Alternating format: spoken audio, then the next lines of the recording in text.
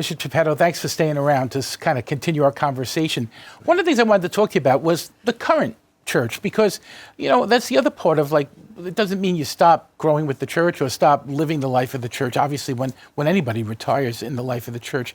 So the Eucharistic revival, I think there's something beautiful happening in the life of the church right now. What are your thoughts on all of that? Absolutely. I think this is a wonderful opportunity for us to proclaim the truth that it is Jesus Christ who is present in the Eucharist, and not a symbol, not a piece of bread, but it is the Lord himself.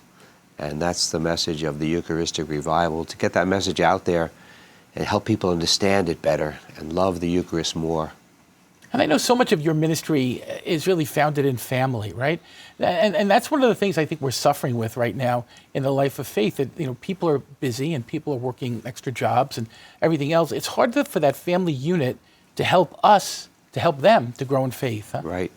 We need to use every opportunity to encourage the families to take the young children to the Eucharist on Sunday.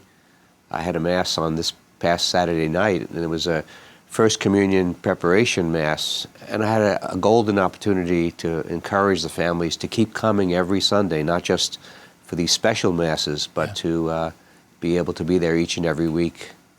I wanted to ask you about that too, the unique role that the parish where you live kind of serves too, because, and we have the same thing here in our diocese around the country. Auxiliary bishops, for the most part, live in parishes. They live in a parish rectory with parish priests, but they also are very generous to the parish where they live. I'm assuming it's sort of the same for you. I'm delighted to be able to help out in the parish where I live, which is St. Luke in Whitestone, but I also have other parishes that I help out in too. Other pastors have asked me to come and give them a hand. One pastor is having a change of assignment for his parochial vicar, and he's not being replaced immediately. So there's a gap there.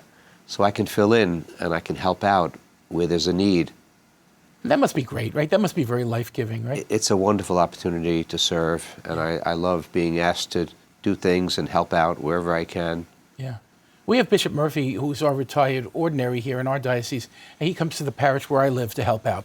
And I have to say, when he comes, people are excited. They're so glad to see him. They line up to say hello. Yeah. It's a great experience. And I think on the other side of things, I think that would sort of be affirming of your ministry to have that kind of welcome from folks. It is. Huh? The people in the parishes where I go on Saturday evenings and Sundays, they're very welcoming and they're very appreciative of the help that I can offer to them.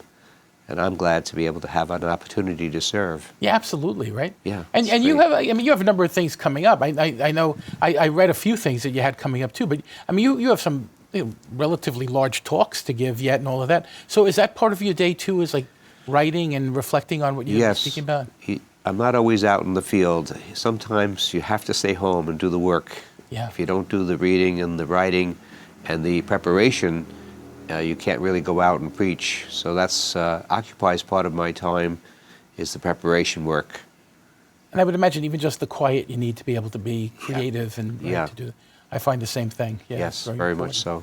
We should mention just briefly while you're here too that we met, and believe it or not, it was 1979 when we met. I was a first-year seminarian, and my roommate was from Bishop Geppetto's parish, and they were looking to hire a couple of kids to work in a youth program. And you were instrumental in sort of getting me on board to do that. And that led to like a big piece of my own priesthood being dedicated to youth, Right. I always like to tell people that I gave you your first job. Really? And you were a seminarian, and I was a young priest at the time. Yeah. And we had an opening there, and you and Dave came to help us out, and you did a great job in the youth program and the summer program.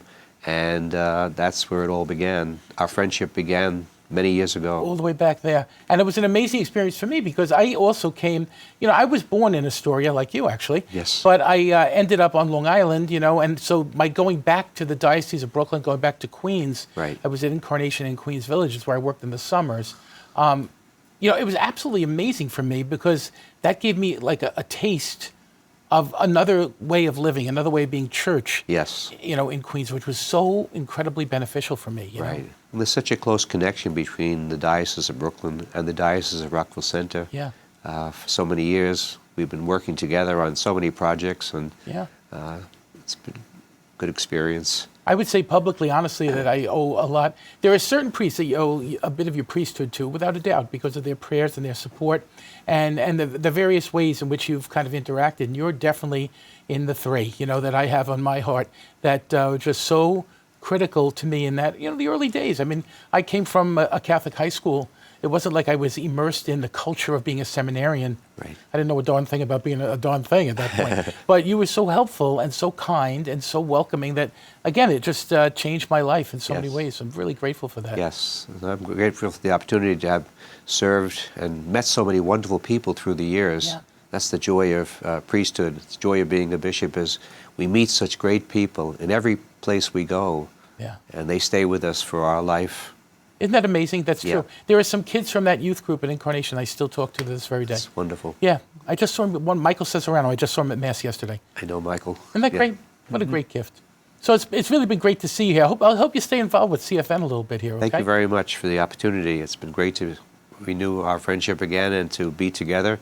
And I wish you all the best in your ministry. And same to you, Bishop. And Thank you. I know we'll work together and do some great things together. So thank you again for coming today. Thank you very much for having me. Real privilege, that's for Thanks, sure. thanks a lot. Great day.